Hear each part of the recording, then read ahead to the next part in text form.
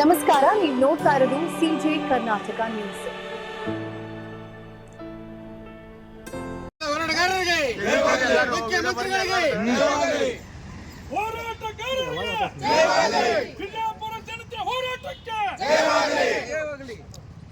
ಇಬ್ಬರು ಸಚಿವರಿಗೆ ನೂರಾರು ಸಂಘಟನೆ ಬೆಂಬಲಿಸುವಂತ ಸಂಘಟನೆಯ ಪ್ರಮುಖರುಗಳಿಗೆ, ಜಿಲ್ಲೆಯ ಸಂಘಟನೆಯ ಪ್ರಮುಖರುಗಳಿಗೆ, ಜಿಲ್ಲೆಯ ಜನತೆಗೆ,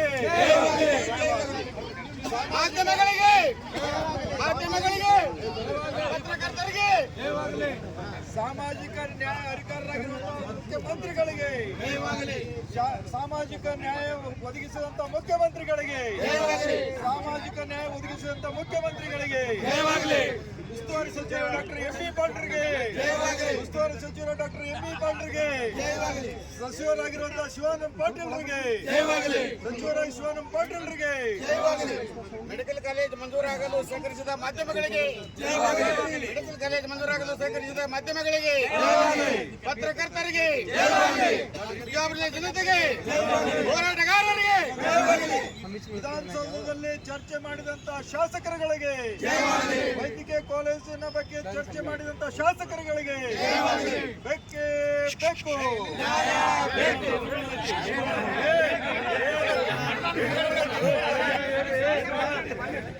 ಘೋಷಣೆ ಮಾಡಿದ ರಾಜ್ಯದ ಮುಖ್ಯಮಂತ್ರಿ ಜಯವಾಗಲಿ, ಜಯವಾಗಲಿ. ವಿಜಯಪುರ ಜಿಲ್ಲೆಯ ಜನಗಳ ಒಗ್ಗಟ್ಟು ಹೋರಾಟ ಚಿರಾಯುವಾಗಲಿ, ಚಿರಾಯುವಾಗಲಿ. ವಿಜಯಪುರ ಜಿಲ್ಲೆಯ ಜನಗಳ ಒಗ್ಗಟ್ಟು ಹೋರಾಟ ಚಿರಾಯುವಾಗಲಿ, ಚಿರಾಯುವಾಗಲಿ. ವಿಜಯಪುರ ಜಿಲ್ಲೆಯ ಹೋರಾಟ ಎಲ್ಲಾ ಜಿಲ್ಲೆಗಳಲ್ಲಿ ಸಂದೇಶ ಹೊರಡಲಿ, ಹೊರಡಲಿ. ವಿಜಯಪುರ ಜಿಲ್ಲೆಯ ಜನಗಳ ಒಗ್ಗಟ್ಟು ಹೋರಾಟ ಚಿರಾಯುವಾಗಲಿ, ಚಿರಾಯುವಾಗಲಿ.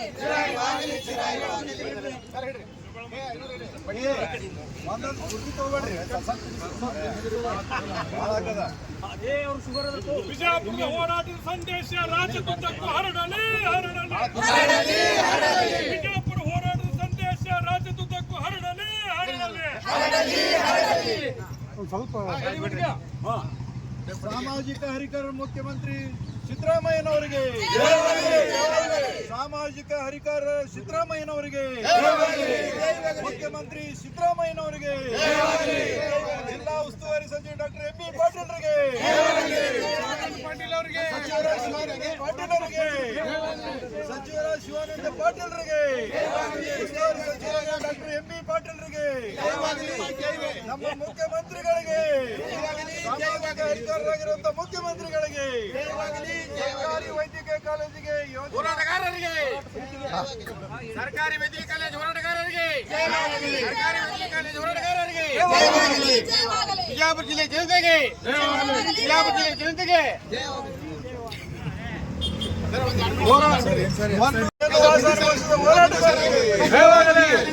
ಜೈಲುವಾಸ ಅನುಭವಿಸಿದ ಹೋರಾಟಗಾರರಿಗೆ, ಬಿಜಾಪುರ ಜಿಲ್ಲೆ ಜನತೆಗೆ, ಹೋರಾಟಗಾರರಿಗೆ, ಹೋರಾಟಗಾರರಿಗೆ.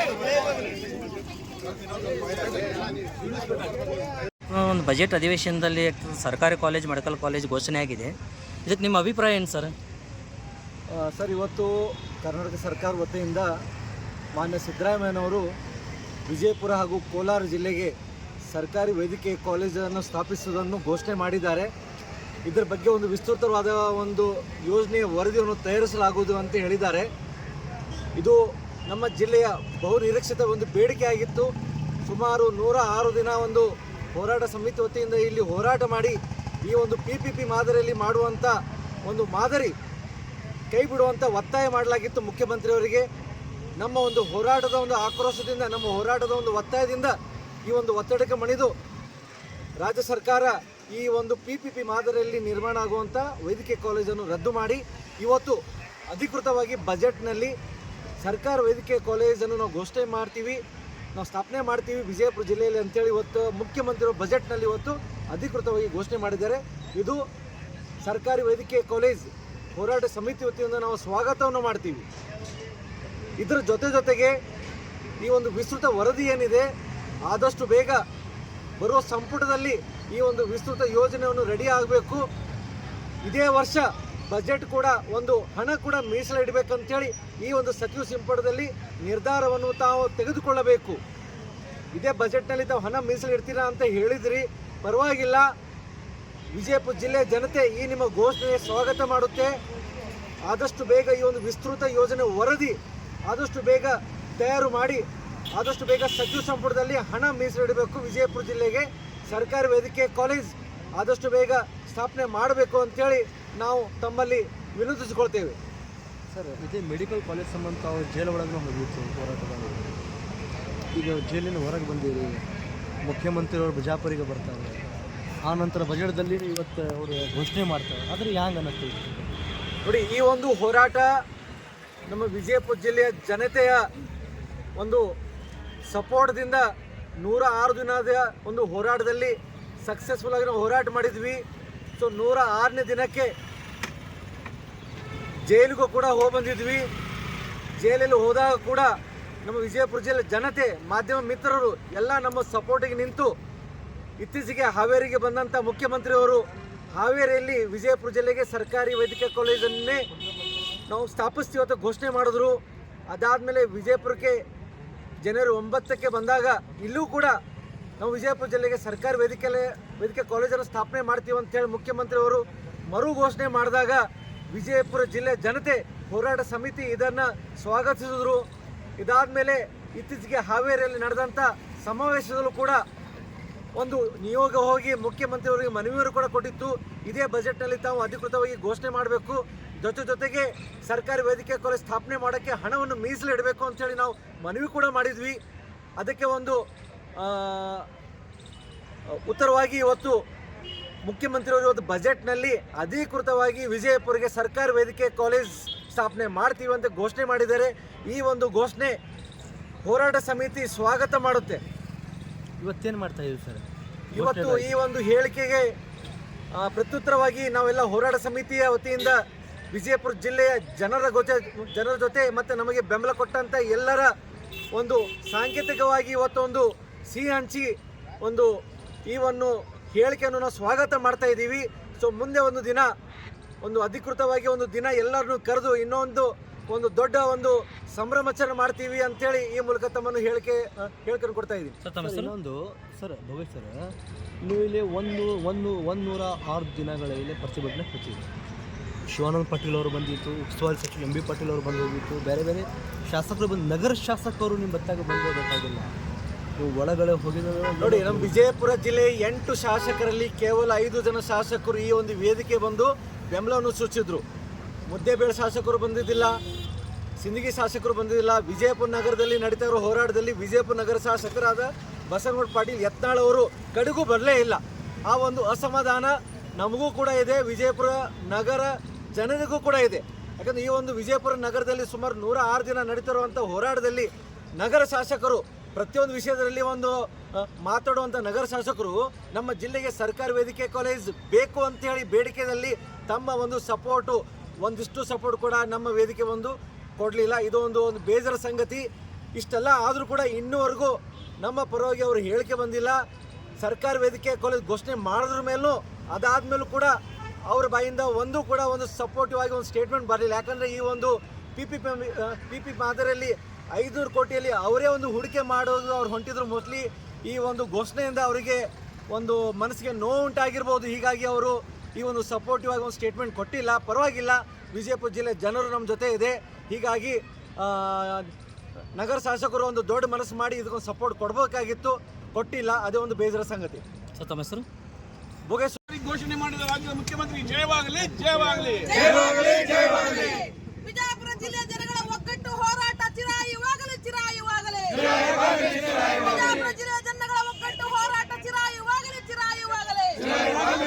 ವಿಜಯಪುರ ಜಿಲ್ಲೆಯ ಹೋರಾಟ ಎಲ್ಲಾ ಜಿಲ್ಲೆಗಳಲ್ಲಿ ಸಂದೇಶ ಹೊರಡಲಿ, ಹೊರಡಲಿ. ವಿಜಯಪುರ ಜಿಲ್ಲೆಯ ಜನಗಳ ಒಗ್ಗಟ್ಟು ಹೋರಾಟ ಚಿರಾಯುವಾಗಲಿ, ಚಿರಾಯುವಾಗಲಿ.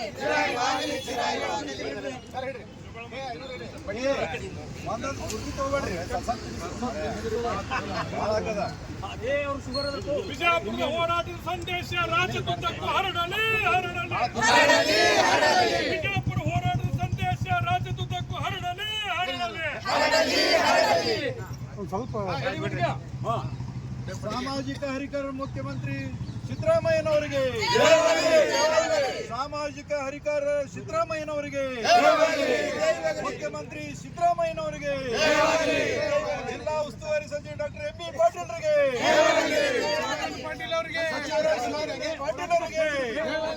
ಸಚಿವರಾದ ಶಿವಾನಂದ ಪಾಟೀಲ್ರಿಗೆ, ಉಸ್ತುವಾರಿ ಸಚಿವರಾದ ಡಾಕ್ಟರ್ ಎಂ.ಬಿ. ಪಾಟೀಲ್ರಿಗೆ, ನಮ್ಮ ಮುಖ್ಯಮಂತ್ರಿಗಳಿಗೆ, ಸಾಮಾಜಿಕ ಅಧಿಕಾರರಾಗಿರುವಂತಹ ಮುಖ್ಯಮಂತ್ರಿಗಳಿಗೆ, ಸರ್ಕಾರಿ ವೈದ್ಯಕೀಯ ಕಾಲೇಜಿಗೆ ಹೋರಾಟಗಾರರಿಗೆ, ಸರ್ಕಾರಿ ವೈದ್ಯಕೀಯ ಕಾಲೇಜ್ ಹೋರಾಟಗಾರರಿಗೆ, ಸರ್ಕಾರಿ ವೈದ್ಯಕೀಯ ಕಾಲೇಜ್ ಹೋರಾಟಗಾರರಿಗೆ, ಬಿಜಾಪುರ ಜಿಲ್ಲೆ ಜನತೆಗೆ, ಬಿಜಾಪುರ ಜಿಲ್ಲೆ ಜನತೆಗೆ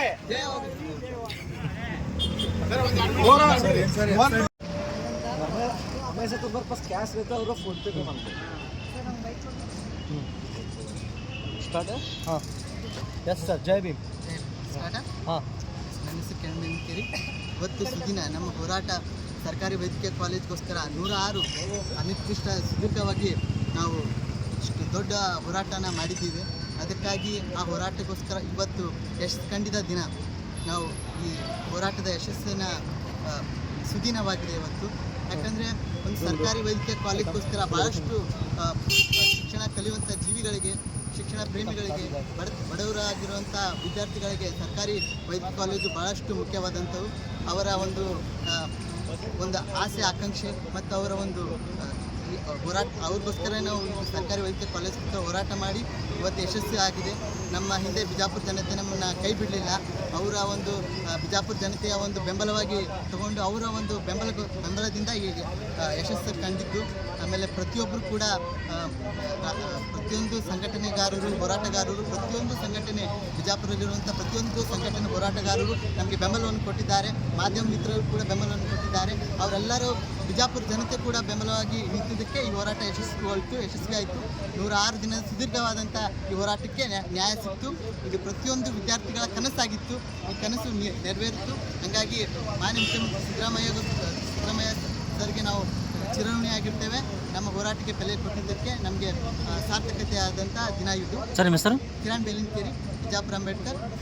ಓಕೆ ಥ್ಯಾಂಕ್ ಯು.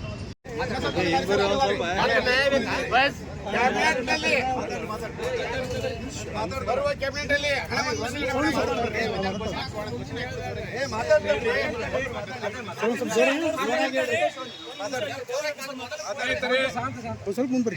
ಇವತ್ತಿನ ದಿವಸ ಬಿಜಾಪುರ ಜಿಲ್ಲೆಯ ಜನತೆಗೆ ತುಂಬಾ ಸಂತೋಷದ ದಿನ ಅಂತ ನಾನು ಭಾವಿಸ್ತಾ ಇದ್ದೀನಿ.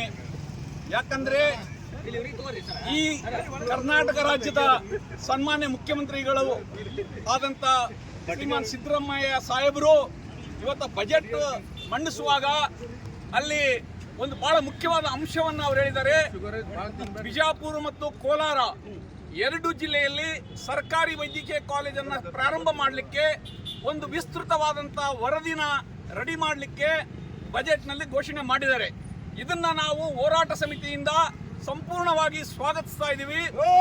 ಹೋರಾಟಕ್ಕೆ ಸಿಕ್ಕಂತ ಇದು ಮೊದಲನೇ ಜಯ ಅಂತ ನಾವು ಭಾವಿಸ್ತಾ ಇದ್ದೀವಿ. ಯಾಕಂತಂದ್ರೆ PPP ಮಾದರಿಯನ್ನ ಸರ್ಕಾರ ಕೈ ಬಿಟ್ಟಿದೆ ಮತ್ತು ಸರ್ಕಾರಿ ಮೆಡಿಕಲ್ ಕಾಲೇಜನ್ನ ಪ್ರಾರಂಭ ಮಾಡಲಿಕ್ಕೆ ಒಂದು ಹೆಜ್ಜೆಯನ್ನ ಇಟ್ಟಿದ್ದಾರಲ್ಲ, ಇದನ್ನ ನಮ್ಮ ಹೋರಾಟ ಸಮಿತಿ ಸ್ವಾಗತಿಸ್ತಾ ಇದೆ. ಎರಡನೇದಾಗಿ ಇವತ್ತ ಇಡೀ ಹೋರಾಟದ ಒಳಗಡೆ ಏನು ಭಾಗವಹಿಸಿದರೆ ಅವರು ನೇರವಾಗಿ ಭಾಗವಹಿಸಿದರೆ ಹಲವಾರು ಸಂಘ ಸಂಸ್ಥೆಗಳು, ಸುಮಾರು 250ಕ್ಕಿಂತ 300 ಸಂಘ ಸಂಸ್ಥೆಗಳು. ಅಷ್ಟೇ ಅಲ್ಲ, ಅದಕ್ಕಿಂತ ಹೆಚ್ಚಿನ ಸಂಖ್ಯೆಯಲ್ಲಿ ಸುಮಾರು ಒಂದು 20 ರಿಂದ 30 ಸಾವಿರ ಜನ ಈ ಚಳವಳಿಯಲ್ಲಿ ಭಾಗವಹಿಸಿದರೆ ಅವರೆಲ್ಲರಿಗೂ ಕೂಡ ನಮ್ಮ ಹೋರಾಟ ಸಮಿತಿಯಿಂದ ಅನಂತವಾದಂಥ ಕೃತಜ್ಞತೆಗಳನ್ನು ಮತ್ತು ಧನ್ಯವಾದಗಳನ್ನು ನಾವು ಇವತ್ತು ಶುಭಾಶಯಗಳನ್ನು ಅವರಿಗೆ ಸಲ್ಲಿಸ್ತಾ ಇದ್ದೀವಿ.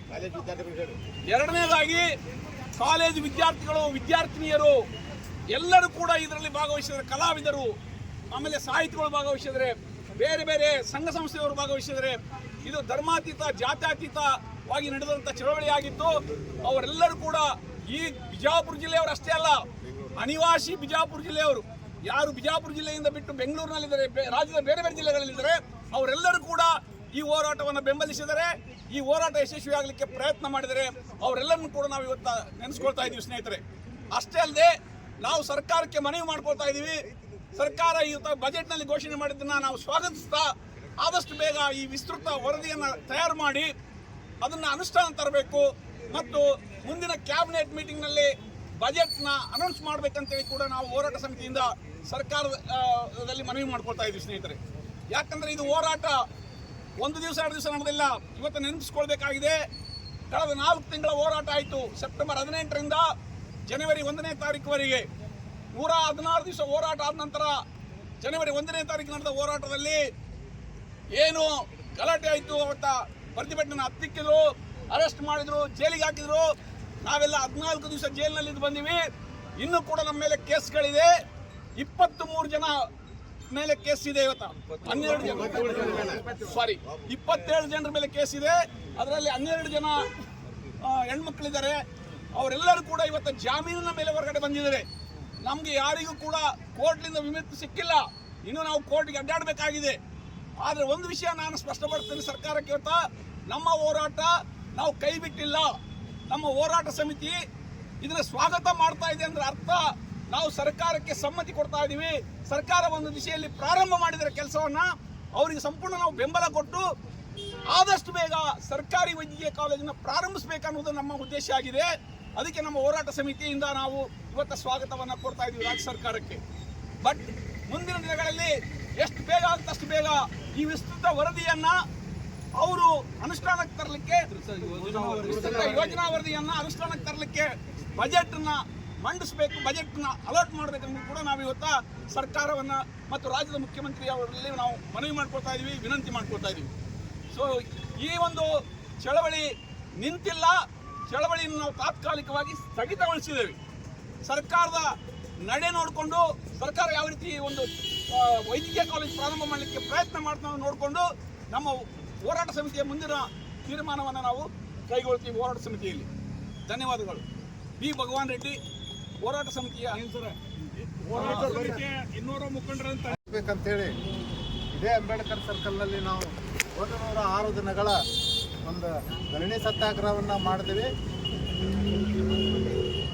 ನಮ್ಮ ಭಗವಾನ್ ರೆಡ್ಡಿ ಸರ್ ಹೇಳ್ದಂಗೆ ಮುಖ್ಯಮಂತ್ರಿಗಳಲ್ಲಿ ಬಿಜಾಪುರಕ್ಕೆ ಬಂದಾಗ ಬಿಜಾಪುರದಲ್ಲಿ ಮೆಡಿಕಲ್ ಕಾಲೇಜನ್ನು ಸರ್ಕಾರದಿಂದಲೇ ಪ್ರಾರಂಭಿಸೋದಾಗಿ ಹೇಳಿದ್ದು ಮಾತ್ರ ಅಲ್ಲ, ಇಡೀ ರಾಜ್ಯದಲ್ಲಿ PPP ಮಾದರಿಯನ್ನು ಕೈ ಬಿಡುವುದಾಗಿ ಘೋಷಣೆ ಮಾಡಿದರು. ಅವರು ಬಿಜಾಪುರದಲ್ಲಿ ಹೇಳಿದ ಪ್ರಕಾರ ಇವತ್ತು ಬಜೆಟ್ನಲ್ಲಿ ಬಿಜಾಪುರ ಮತ್ತು ಕೋಲಾರ ಜಿಲ್ಲೆಗಳಲ್ಲಿ ಮೆಡಿಕಲ್ ಕಾಲೇಜನ್ನು ಸ್ಥಾಪನೆ ಮಾಡೋದಕ್ಕಾಗಿ ವಿಸ್ತೃತವಾದ ಯೋಜನಾ ವರದಿಯನ್ನು ಸಿದ್ಧಪಡಿಸುವುದಾಗಿ ಹೇಳಿದ್ದಾರೆ. ಅದನ್ನು ನಾವು ಮುಖ್ಯಮಂತ್ರಿಗಳನ್ನು ಹಾಗೂ ನಮ್ಮ ಜಿಲ್ಲೆಯ ಉಸ್ತುವಾರಿ ಸಚಿವರು, ಇನ್ನೊಬ್ಬರು ಸಚಿವರು, ಎಲ್ಲ ಶಾಸಕರಿಗೆ ಕೂಡ ನಾವು ಅಭಿನಂದನೆಗಳನ್ನು ಸಲ್ಲಿಸ್ತೀವಿ. ಹಾಗೆ ನಮ್ಮ ಏನು ಈ ಸುದೀರ್ಘವಾದಂಥ ಹೋರಾಟದಲ್ಲಿ ನಮ್ಮ ಜೊತೆಯಲ್ಲಿ ಪಾಲ್ಗೊಂಡಂಥ ಎಲ್ಲ ಸಂಘಟನೆಗಳ ಕಾರ್ಯಕರ್ತರಿಗೆ, ಗೆಳೆಯರಿಗೆ, ಮಹಿಳಾ ಕಾರ್ಯಕರ್ತರಿಗೆ ಎಲ್ಲರಿಗೂ ಕೂಡ ನಾವು ಅಭಿನಂದನೆಯನ್ನು ಸಲ್ಲಿಸ್ತೀವಿ. ಎಲ್ಲಕ್ಕಿಂತ ಪ್ರಮುಖವಾಗಿ ಮಾಧ್ಯಮ ಮಿತ್ರರು ನಮಗೆ ಎಷ್ಟೊಂದು ಸಹಕಾರ ನೀಡಿದ್ರಪ್ಪ ಅಂತಂದ್ರೆ ಈ ಒಂದು ಹೋರಾಟ ಜೀವಂತ ಇಟ್ಟುಕೊಂಡು ಹೋಗೋದಕ್ಕೆ ಮಾಧ್ಯಮ ಮಿತ್ರರು ಕೂಡ ಅಷ್ಟೇ ಪ್ರಮುಖ ಕಾರಣವಾಗಿದ್ದಾರೆ. ಅವ್ರಿಗೂ ಕೂಡ ನಾವು ಈ ಸಂದರ್ಭದಲ್ಲಿ ಅಭಿನಂದನೆಗಳನ್ನು ಸಲ್ಲಿಸ್ತೀವಿ, ಧನ್ಯವಾದಗಳನ್ನು ಹೇಳ್ತೀವಿ. ಇದು ಕೇವಲ ಯೋಜನಾ ವರದಿ ನಾವು ಸಿದ್ಧ ಮಾಡ್ತೇವೆ ಅಂತೇಳಿ ಅದರಲ್ಲೇ ಕಾಲ ಹರಣ ಮಾಡುವ ಅಗತ್ಯವಿಲ್ಲ. ಸಾಧ್ಯವಾದಷ್ಟು ಬೇಗನೆ ಈ ಯೋಜನಾ ವರದಿಯನ್ನು ಸಿದ್ಧಪಡಿಸಿ ಅದಕ್ಕಾಗಿ ಏನು ಬಜೆಟ್ ತಗಲ್ತದೆ ಅನ್ನುವಂಥದ್ದನ್ನು ಲೆಕ್ಕ ಹಾಕಿ ಸಾಧ್ಯವಾದಷ್ಟು ಶೀಘ್ರದಲ್ಲಿ ಮೆಡಿಕಲ್ ಕೌನ್ಸಿಲ್ದಿಂದ ಅನುಮತಿಯನ್ನು ತಗೊಂಡು ಬಿಜಾಪುರದಲ್ಲಿ ಅತಿ ಶೀಘ್ರದಲ್ಲಿ ಈ ಕಾಲೇಜನ್ನು ಆರಂಭ ಮಾಡಬೇಕಂತೇಳಿ ನಾವು ಮುಖ್ಯಮಂತ್ರಿಗಳಿಗೆ ಮತ್ತು ಸರ್ಕಾರಕ್ಕೆ ಆಗ್ರಹಪಡಿಸಿ ಈ ಹೋರಾಟ ಸಮಿತಿ ನಾವು ಇನ್ನೂ ಏನು ಮಾಡಬೇಕು ಮುಂದನ್ನುವಂಥದ್ದು ಒಂದು ನಾವು ತೀರ್ಮಾನ ಮಾಡಿ ಚರ್ಚಿಸಿ ಮುಂದಿನ ತೀರ್ಮಾನವನ್ನು ಕೈಗೊಳ್ತೀವಿ. ವಿಶೇಷವಾಗಿ ಭಾಳ ಚಲೋ ಸುದ್ದಿ ಹೊಡಿತಾರ ಅಂತ ಅದ್ರ ಅರ್ಥ. ಇವತ್ತು ವಿಜಯಪುರ ನಗರದಲ್ಲಿ ಸಂಭ್ರಮಾಚರಣೆ ಮಾಡಲಿಕ್ಕೆ ನಮ್ಮ ಉದ್ದೇಶ ಎಷ್ಟೇ, ವಿಜಯಪುರ ಜಿಲ್ಲೆಯಲ್ಲಿ ನಡೀತಕ್ಕಂಥ ಈ ವೈದ್ಯಕೀಯ ಕಾಲೇಜಿನ ಸುದೀರ್ಘ ಹೋರಾಟ ಒಂದು ಹಂತಕ್ಕೆ ಒಂದು ಸ್ಟೆಪ್ ನಾವು ಸಕ್ಸಸ್ ಆಗಿದ್ದೇವೆ. ಇನ್ನು ಹಲವಾರು ಮಸೂದೆಗಳಿದೆ ಹೋರಾಟದಲ್ಲಿ. ಕೇವಲ ಒಂದು ಹೋರಾಟದ ಸಂದರ್ಭದಲ್ಲಿ ಆಗಿರತಕ್ಕಂಥ ಅಚಾತುರ್ಯದಿಂದ ಕೆಲವು ಜನರ ಜೈಲಿಗೆ ಹಾಕಿರಬಹುದು, ಕೆಲವು ಜನರ ಮೇಲೆ ಕೇಸ್ ಆಗಿರಬಹುದು.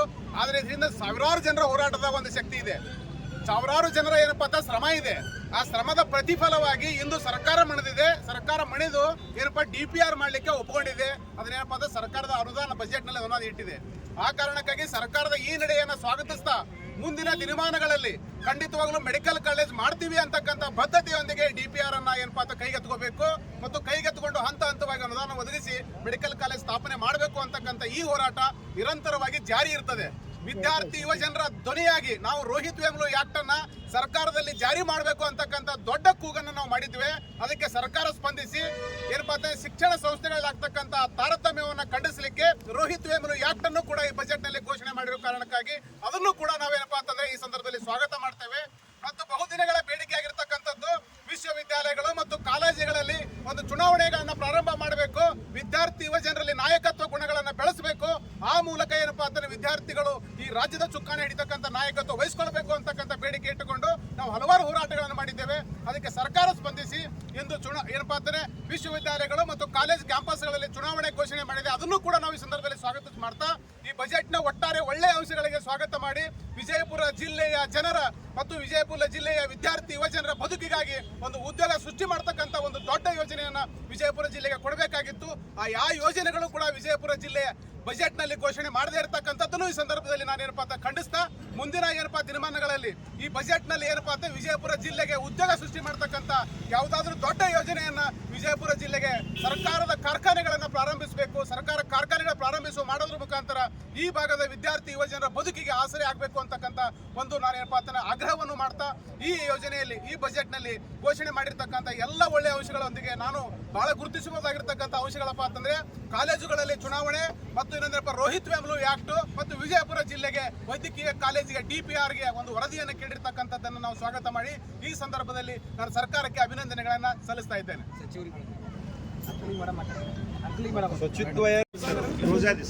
ಇವತ್ತಿನ ದಿವಸ ಸಿದ್ದರಾಮಯ್ಯನವರ ಸರ್ಕಾರ ಬಜೆಟ್ ಮಂಡನೆ ಮಾಡುವಾಗ ವಿಜಯಪುರದ PPP ಕಾಲೇಜನ್ನು ನಾವು ಕೈ ಬಿಡ್ತೀವಿ ಅಂತ ಭಾಷಣದೊಳಗೆ ಹೇಳಿದ್ದನ್ನು ಇವತ್ತು ನಾವು ಅವರ ಬಜೆಟ್ ಮಂಡನೆ ಒಳಗೆ ನಾವು ನೋಡಿದ್ವಿ.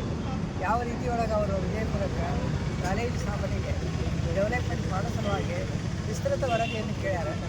ಅದರ ಮಂಡನೆಗೆ ಅನುಮೋದನೆಯನ್ನು ಕೊಟ್ಟಾರ. ಆದರೆ ಈಗಾಗಲೇ ಏನಿದೆ ಅಲ್ಲಿ ಅದಕ್ಕಿಂತ ಹೆಚ್ಚಿಗೆ ಏನು ಬೇಕಾಗ್ತದೆ ಅನ್ನೋದು ವರದಿಯನ್ನು ಅವ್ರು ಕೇಳ್ಕೊಂಡಾರೆ. ಅದು ಆದಷ್ಟು ಲಘುನೇ ಆಗಬೇಕು, ಟೈಮ್ ಬೌಂಡ್ ಹಾಕ್ಬೇಕು. ಅದಕ್ಕೆ ಆ ಟೈಮ್ ಬೌಂಡ್ ಹಾಕಿದ್ರೆ ನಮಗೊಂಥರ ಅನುಕೂಲ ಆಗ್ತದೆ ಅಂತನ್ನುವಂಥದ್ದು ಒಂದನೇದು. ಎರಡನೇದು ನಾವೇನದ ಈ ಹೋರಾಟ ಮಾಡುವಾಗ ಹಲವಾರು ಮಸೂದೆಗಳನ್ನು ನಾವು ದಾಟ್ಕೊಂಡು ಬಂದಿದ್ದೀವಿ. ಹಲವಾರು ಸಂಘ ಸಂಸ್ಥೆಗಳು ನಮಗೆ ಬೆಂಬಲ ಕೊಟ್ಟಾರೆ. ಹಲವಾರು ವಿದ್ಯಾರ್ಥಿಗಳು, ಅಂಗವಿಕಲರು, ಮುದುಕರು, ಸಣ್ಣ ಮಕ್ಕಳು ಎಲ್ಲರೂ ಕೂಡ ಇದರೊಳಗೆ ಭಾಗವಹಿಸ್ಯಾರ. ಬಿಜಾಪುರದ ಹಳ್ಳಿಗಳಿಗೂ ಇದು ಸ್ಪ್ರೆಡ್ ಆಗಿದ್ದು. ಇಂಥ ಒಂದು ಹೋರಾಟ ವಿಜಯಪುರದೊಳಗೆ ಇದು ಫಸ್ಟ್ ಟೈಮ್ ಅಂತ ಅನಿಸ್ತದೆ ನನಗೆ. ಈ ರೀತಿ ಹೋರಾಟಕ್ಕೆ ಬೆಂಬಲ ಸಿಕ್ಕದ್ದು ಭಾಳ ಖುಷಿ ಅನ್ನಿಸ್ತದೆ. ಇದೇ ರೀತಿಯಾಗಿ ನಮ್ಮ ಉಸ್ತುವಾರಿ ಮಂತ್ರಿಗಳು ಮತ್ತು ನಮ್ಮ ಶಿವಾನಂದ ಪಾಟೀಲ್ ಮಿನಿಸ್ಟರು ಎಲ್ಲರೂ ನಮ್ಮ ಬೆಂಬಲವಾಗಿ ನಿಂತು ನಮ್ಮ ಈ ಒಂದು ಮೆಡಿಕಲ್ ಕಾಲೇಜ್ ಸ್ಥಾಪನೆಗೆ ಇದಕ್ಕೆ ನಮ್ಗೆ ತುಂಬ ಸಂತೋಷ ಆಗಿದೆ. ಮತ್ತು ಇನ್ನೊಂದು ಮಾತು ಹೇಳಬೇಕು ಅಂತಂದರೆ ಈ ಒಂದು ಅವಧಿ ಒಳಗೆ ನಮ್ಮ ಹೋರಾಟ ಸಮಿತಿಯವರು ಹೋಗಿದ್ರು ಮತ್ತು ಕೆಲವೊಂದು ಕೇಸುಗಳನ್ನು ಅವ್ರ ಮೇಲೆ ಕಾಲೇಜು ಸ್ಥಾಪನೆಯೇ ಆಗಿದೆ ಅಂತಂದಮೇಲೆ ಆ ಕೇಸಿನ ಅವಶ್ಯಕತೆ ಏನು ಉಳಿತದೆ, ಅದಕ್ಕೆ ಆ ಎಲ್ಲ ಕೇಸುಗಳನ್ನು ವಾಪಸ್ ತಗೋಬೇಕು ಅನ್ನುವಂಥದ್ದು ನಮ್ಮ ಬೇಡಿಕೆಯಾಗಿದೆ. ಆ ನಿಟ್ಟಿನೊಳಗೆ ಸರ್ಕಾರ ನಮ್ಮ ಪೊಲೀಸ್ ಆಫೀಸರ್ಸ್ಗೆ ಇನ್ವೆಸ್ಟಿಗೇಷನ್ ಮಾಡಬೇಕು ಅನ್ನುವಂಥದ್ದು ಕೂಡ ನಮ್ಮ ಬೇಡಿಕೆ. ಎಲ್ಲರಿಗೂ ಕೂಡ ಒಳ್ಳೆಯ ವಿಚಾರಗಳನ್ನು ಮಂಡನೆ ಮಾಡಿದಂಥ ಸರ್ಕಾರಕ್ಕೆ ನಾವು ಸಂಪೂರ್ಣವಾದ ಬೆಂಬಲವನ್ನು ನೀಡಿದ್ದೇವೆ. ನ್ಯಾಯವಾದಿಗಳು.